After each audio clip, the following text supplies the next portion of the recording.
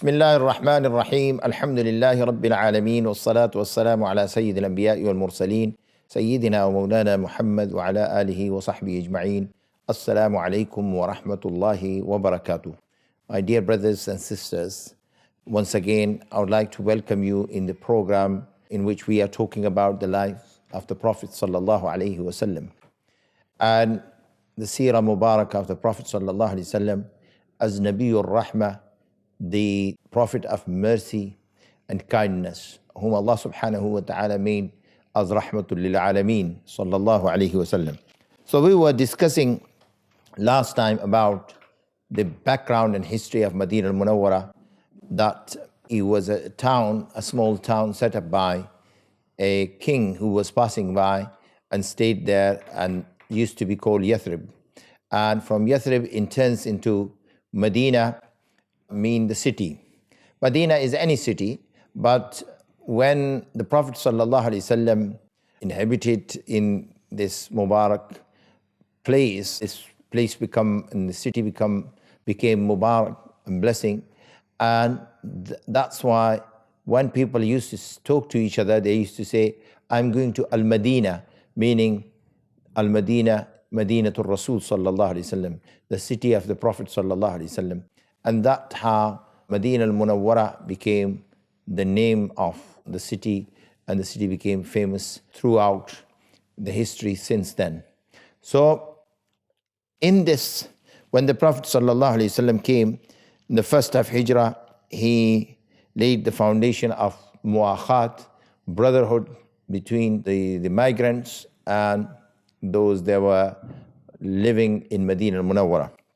That was an exemplary example for people, because all of them, shared their properties, their wealth, their land, and everything, their houses even, subhanallah, and they became truly brothers. Then the Prophet ﷺ, sorted out the defense of the city, that how everyone who lives there, whether they were Muslims, non-Muslims, whatever background or religion they were, they're going to be responsible for defending the city.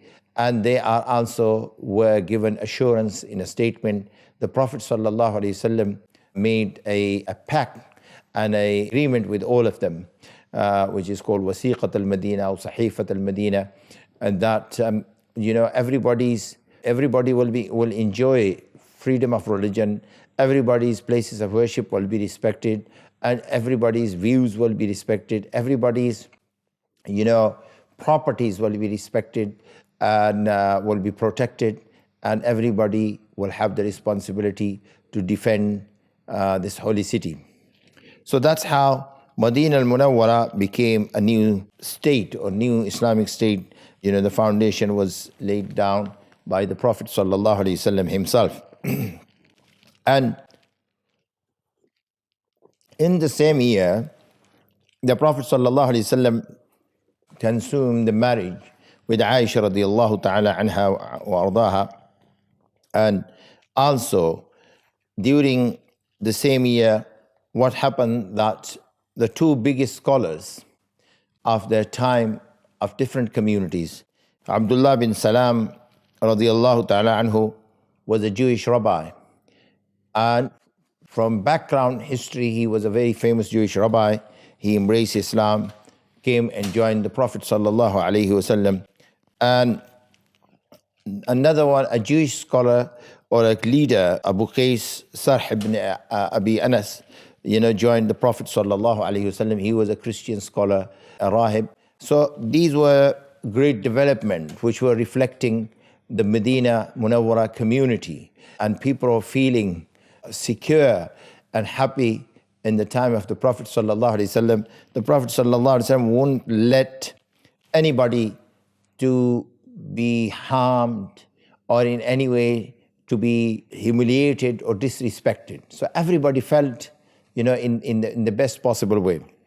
Now, another important thing happened, that actually the Prophet sallallahu alaihi wasallam, where he assured everybody to continue with their efforts and trying to teach each other Islam, but on the other hand, hypocrites were very terribly unhappy with the presence of the Prophet sallallahu alaihi wasallam. They were always causing problem different ways.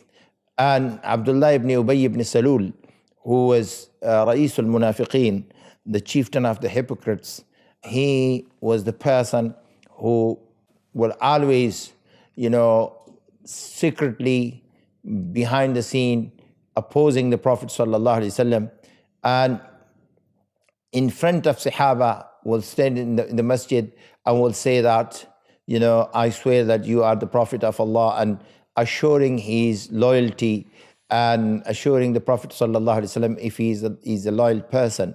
And this is where the Prophet sallallahu alaihi wasallam actually was told by Allah subhanahu wa ta'ala azza wa jal that we testify that you are the Prophet of Allah. Wallahu yashhadu innal munafiqeen lakadhibun, that the hypocrites are the liars. The proclamation, each time is just to secure themselves, to protect themselves. So this is very important point that, hypocrites were most of the time actually were causing problems.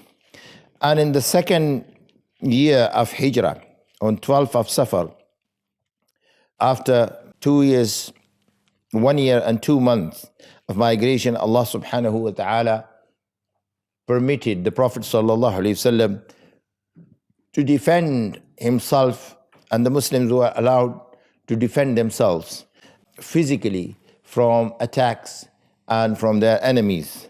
And that was the first time that, the Prophet sallallahu alaihi wasallam first, action taken, and that's called Waddan, Ghazwat Waddan.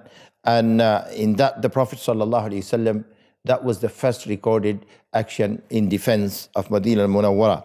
And the Prophet sallallahu alaihi wasallam made some parties to make sure, go around, look into the defense from Medina al-Munawwara, find out that if there is anybody who might be attacking Medina al-Munawwara, who might be harming the properties of people of Medina al-Munawwara. For example, in some cases, people are coming from other places and they were, trying to take the animals away from the people of Medina al-Munawwara, or coming from outside.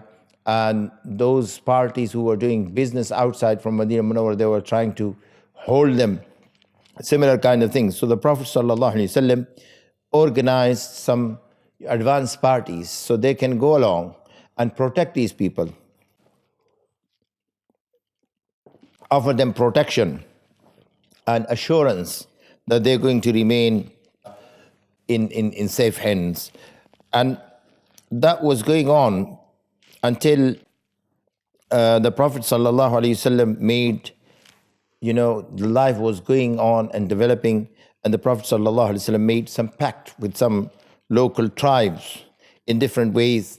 And that was very important in a way, like, organizing a policy of relationship with others, and trying to make sure to secure the surrounding for the people of Medina Munawwara. These are very important elements that the Prophet ﷺ was so caring, making sure that those people living around or near or in the surrounding of Medina Munawwara, that they are actually acquainted, they are befriended with the newly settled community, and they are not worried or scared of.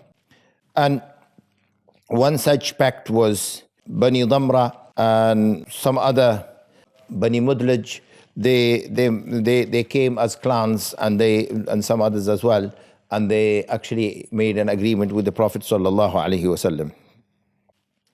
And then some other incidents taken place, and difficult time came on the believers in Medina Munawwara, until they have reached the stage that where actually they learned, the Prophet sallallahu alaihi wasallam learned that a big consignment of weapons are being brought by Meccans, and Abu Sufyan is taken that caravan and we're heading towards Makkah al-Mukarramah. So that's coming later, but it happens later on in the second of Hijrah.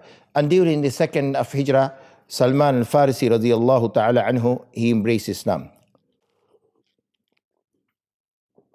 It is said that Salman al-Farisi radiallahu ta'ala anhu, his age was 300, roughly around 350 or more or less. He was enslaved by caravans, sold to somebody, and he accepted Judaism first. He was originally from Persia, and he was the son of a ruler. And, that ruler sent him to go and worship in the temple. And he suddenly saw a caravan passing by. He joined them. And they sold him somewhere, enslaved him and sold him somewhere. And he accepted Judaism. Later on, he accepted Christianity, where some of the ulama are saying that he met one of the disciples of Isa alayhi salam, Allah knows best, or the closest of Isa alayhi salam.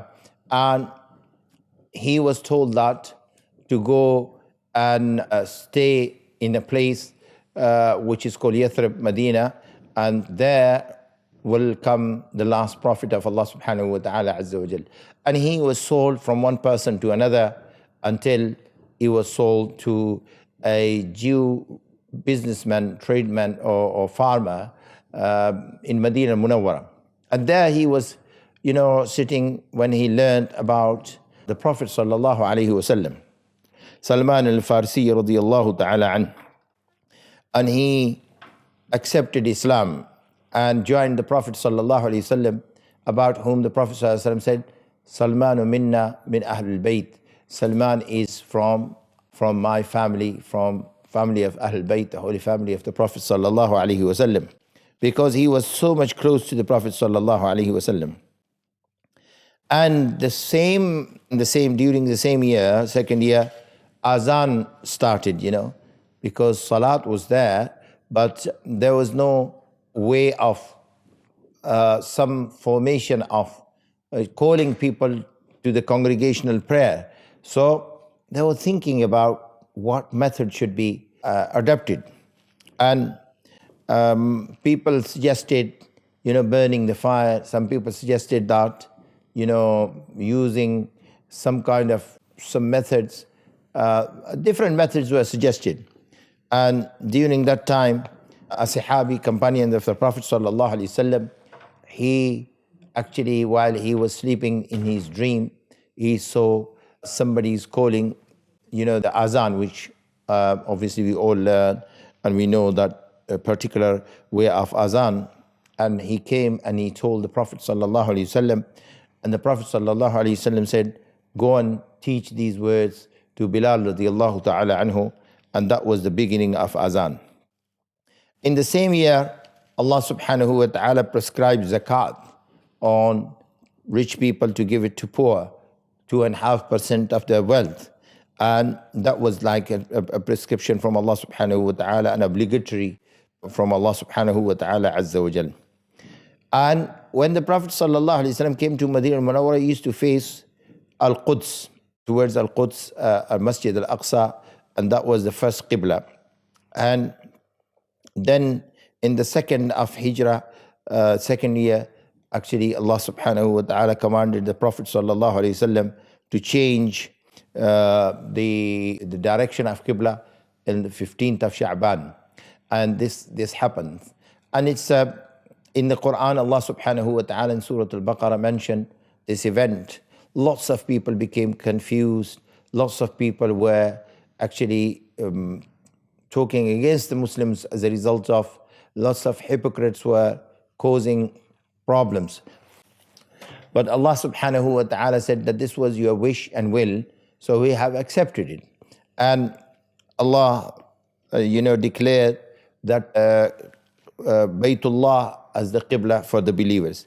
However, it doesn't make or doesn't belittling or bringing down the respect of Masjid Al-Aqsa and Al-Quds in itself. Its holiness is obviously agreed upon. Masjid Al-Aqsa is the third holy place in Islam. May Allah subhanahu wa ta'ala increase its respect more and more. So These were the events of the second year of Al-Hijrah. And then during the same year, the fast during the month of Ramadan were prescribed. Before Ramadan, the Prophet ﷺ and the believers used to fast 10 days during Muharram. But Ramadan was prescribed, the holy month of Ramadan, and Allah subhanahu wa ta'ala commanded them to fast during the month of Ramadan. And that was a great, actually, month of celebration, month of virtues, month of togetherness, month of winning the hearts and minds, months of reflection, months of coming close to Allah subhanahu wa ta'ala azza wa jal. And after that, the Prophet sallallahu alaihi wasallam in the second year of Hijrah did perform the first congregational Eid al-Fitr prayer. And that was since then became an obligation on the believers. And also in the second year, in Ramadan, the battle of Badr, occurred, subhanallah, during the month of Ramadan. So what happened? That the Prophet sallallahu alaihi wasallam was informed that actually a caravan which was headed by Abu Sufyan has weaponry and all the stuff which will be used against the Muslims, and it should be stopped. The Prophet ﷺ went out with only 313 Sahaba. Most of them were walking, and some of them were, on rides, and they were in a very difficult situation because of Ramadan and all that. But the commandment of Allah subhanahu wa ta'ala and the Prophet sallallahu alaihi wasallam came, and it was the first ever defensive action, or the second defensive action of the believers. And when they started marching, Abu Sufyan somehow, radiallahu ta'ala anhu, who became Muslim later on, he learned that the Prophet sallallahu alaihi wasallam and the Muslims are coming to stop him. So he sent somebody to Makkah asking them to come out and, help him. However, he changed the course of his journey direction, and he successfully came out. But the Prophet ﷺ reached to Badr, and he was faced with thousands, and that was the first ever battle of survival. The Prophet ﷺ said, subhanallah, to Sahaba, we did not come with the intention of fighting. We came out to stop this caravan. But somehow now we have reached to this level where we are faced with the tremendous difficulty. And the Prophet ﷺ prayed there and supplicated to Allah subhanahu wa ta'ala azza wa jal. To this extent that Abu Bakr as-Siddiq radiallahu ta'ala who came and informed the Prophet sallallahu alaihi wasallam that inshallah Allah subhanahu wa ta'ala, comforting the Prophet sallallahu alaihi wasallam that Allah subhanahu wa ta'ala have accepted his du'as, because the Prophet sallallahu alaihi wasallam was very worried. 313 people, and actually they were also not fully equipped with all sorts of weaponry. And on the other hand, they were faced by thousands and thousands of people. And Abu Jahl was calling and saying, we have received that many thousand from this tribe and that many thousand from this tribe. On the other hand, Allah subhanahu wa ta'ala revealed to the Prophet sallallahu alaihi wasallam that the angels, specially dressed and uniformed, are descending upon you for your help and support. And that was a great news from Allah subhanahu wa ta'ala azza wa jal for the Prophet sallallahu alaihi wasallam. And that's why Sahaba saying, we saw some unknown people who were fighting with us and beside us, and they used to point to one of the enemies, just a stick, and they will fall, or their head will fall down. And that's how Allah subhanahu wa ta'ala showed them help and nusra. And two brothers, young brothers, who were actually participated in this great battle of survival, about which the Prophet ﷺ said, "O Allah, if these 313 are going to be defeated today, there will be no one after them to take your name or mention your name or remember your name on the face of the earth. That was very, very strong, presentation to Allah subhanahu wa ta'ala azza wa jal, to the Prophet sallallahu alayhi wasallam. And Allah mentioned, the help and nusra and support which they received from Allah subhanahu wa ta'ala azza wa jal directly. And the bitter enemies of the Prophet sallallahu alayhi wasallam, like Abu Jahl and others, they were killed. And also the Muslims, captured prisoners, and the Meccans were badly defeated. This was the help and nusra from Allah subhanahu wa ta'ala azza wa jal. But one thing great happened, and this battle which took place on the 17th of Ramadan.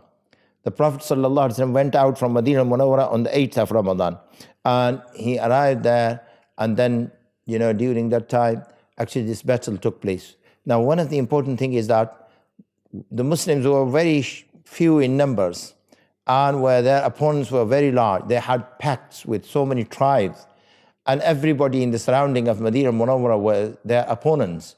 But when they defeated thousands of people, that actually felt throughout Arabian Peninsula. This news was a shocking news for everybody.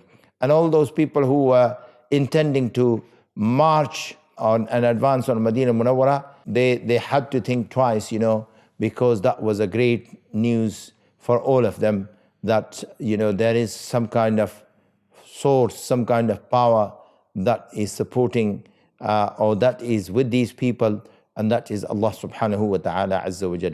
May Allah subhanahu wa ta'ala keep us on the right path to know and learn about the life of the Prophet sallallahu alaihi wasallam. May Allah subhanahu wa ta'ala protect us from all harm and evils and keep us, on Sirat al-Mustaqim. Inshallah, we will meet in the next sessions. Jazakumullahu khairan. Wassalamu alaikum wa rahmatullahi wa barakatuh.